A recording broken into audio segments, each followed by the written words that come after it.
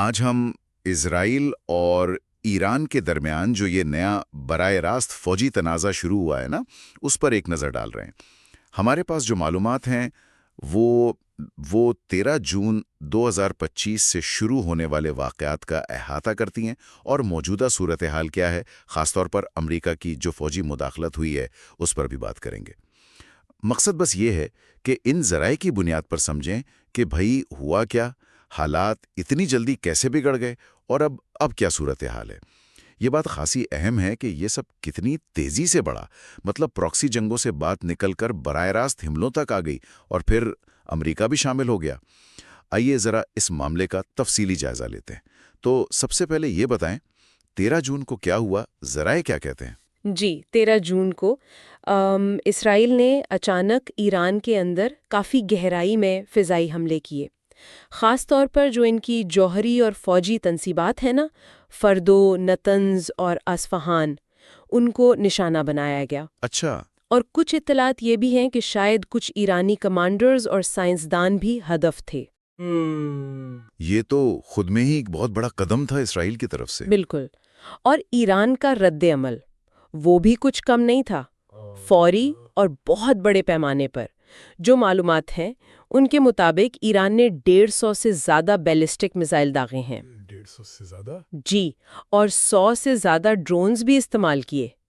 تل اویو، حیفا، بیر شیبا، یروشلم، ان سب شہروں کو نشانہ بنایا گیا۔ یعنی یہ صرف جوابی کارروائی نہیں لگتی، یہ شاید ایک طرح سے طاقت کا مظاہرہ بھی تھا۔ بالکل، ذرائع یہی بتاتے ہیں کہ یہ ایران کی طرف سے اپنی صلاحیت دکھانے کی کوشش بھی تھی کہ وہ کتنی دور تک اور کتنی شدت سے جواب دے سکتا ہے۔ اچھا، اس کے بعد پھر 19 سے 21 جون کے دوران کیا ہوا؟ کیا کشیدگی اور بڑھی؟ جی بالکل بڑی۔ ان دنوں میں اطلاعات کے مطابق ایرانی میزائلوں نے مبینہ طور پر اسرائیلی شہروں اور ایک جگہ ایک ہسپتال کو بھی نشانہ بنایا۔ ہسپتال کو بھی؟ جی، ایسی اطلاعات ہیں، اور جواب میں اسرائیل نے بھی مزید فوجی کارروائی کی۔ تو اس وقت تک نا دونوں طرف سے حملوں کی شدت بس بڑھتی ہی جا رہی تھی، اور وہ بات چیت کی گنجائش کم ہوتی نظر آ رہی تھی۔ اور پھر آیا 22 جون، وہ دن جب امریکہ براہ راست اس جنگ میں کود پڑا۔ یہ تو بہت بڑی خبر تھی۔ ذرائع کیا بتاتے ہیں اس امریکی مداخلت کے بارے میں؟ یہ اچانک کیوں ہوا؟ جی، یہ واقعی ایک فیصلہ کن موڑ تھا۔ 22 جون کو امریکی B-2 اسٹیلتھ بامبر طیارے، اسٹیلتھ بامبر؟ جی، جو ریڈار پر نہیں آتے آسانی سے، انہوں نے بنکر بسٹر بم استعمال کیے۔ یہ وہ بم ہیں جو زمین کے نیچے گہرائی میں جو مضبوط ٹھکانے ہوتے ہیں نا، ان کو تباہ کرنے کے لیے بنائے گئے ہیں۔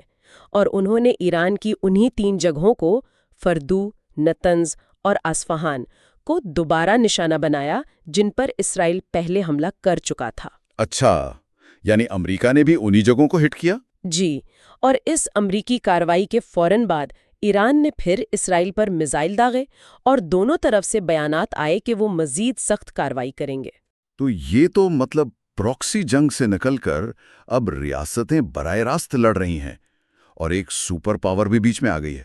بالکل، یہ ایک بہت ہی خطرناک تبدیلی ہے صورتحال میں۔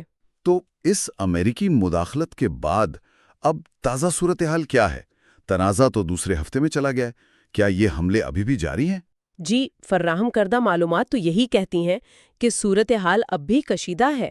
میزائل اور فضائی حملے دونوں طرف سے جاری ہیں، اور جو جانی نقصان کے شروع کے اندازے ہیں وہ بھی کافی تشویشناک ہیں۔ کتنے؟ اطلاعات ہیں کہ 600 سے زیادہ ایرانی ہلاک ہوئے ہیں، فوجی اور شہری دونوں شامل ہیں، اور اسرائیل میں 25 سے زیادہ ہلاکتیں ہوئی ہیں اور سینکڑوں لوگ زخمی ہیں۔ اللہ رحم کرے۔ اور علاقے کون کون سے متاثر ہوئے ہیں؟ وسطی ایران میں تو اسرائیلی حملوں کے اثرات بتائے جا رہے ہیں، اور دوسری طرف تقریباً پورے اسرائیل میں ایرانی میزائل گرے ہیں، یہاں تک کہ بیر شیبا کے ایک ہسپتال پر حملے کی بھی اطلاعات ہیں ہو رہی ہیں۔ اقوام متحدہ، یورپی یونین، خلیجی ممالک سب کہہ رہے ہیں کہ بھئی تحمل سے کام لیں، کشیدگی کم کریں۔ جنیوا میں بھی بات چیت کی کوششیں ہوئی ہیں، لیکن جو معلومات ہمارے پاس ہیں ان کے مطابق اب تک یہ سفارتی کوششیں زمینی حقائق نہیں بدل سکیں۔ یعنی فوجی کارروائیاں رکی نہیں ہیں۔ تو پھر سوال یہ اٹھتا ہے کہ جب اتنی شدید فوجی محاذرائی ہو رہی ہو تو کیا یہ روایتی سفارتکاری کچھ کر بھی سکتی ہے؟ اس کا اثر کتنا رہ جاتا ہے؟ جی یہی بڑا سوال ہے۔ تو خلاصہ اگر کریں تو 13 جون کو اسرائیلی حملوں سے بات شروع ہوئی، ایران نے بڑا جواب دیا، پھر کشیدگی بڑھتی گئی اور 22 جون کو امریکہ کی براہ راست فوجی مداخلت نے صورتحال کو ایک انتہائی آپ کہہ لیں سنگین موڑ دے دیا ہے، اور سفارتی کوششیں فی الحال تو کچھ خاص کرتی نظر نہیں آ رہی۔ تو جب ہم یہ سب دیکھ رہے ہیں کہ فوجی کارروائیاں ہو رہی ہیں، سفارتکاری کام نہیں کر رہی، ایک سپر پاور بھی براہ راست شامل ہو گئی ہے، تو ان معلومات کی روشنی میں یہ تنازع ہمیں مستقبل کے بارے میں کیا سوچنے پر مجبور کرتا ہے؟ کیا یہ خطے میں ایک زیادہ لمبی اور تباہ کن جنگ کی طرف جا رہا ہے؟ یہ ایک بہت اہم نقطہ ہے جس پر غور کرنا چاہیے۔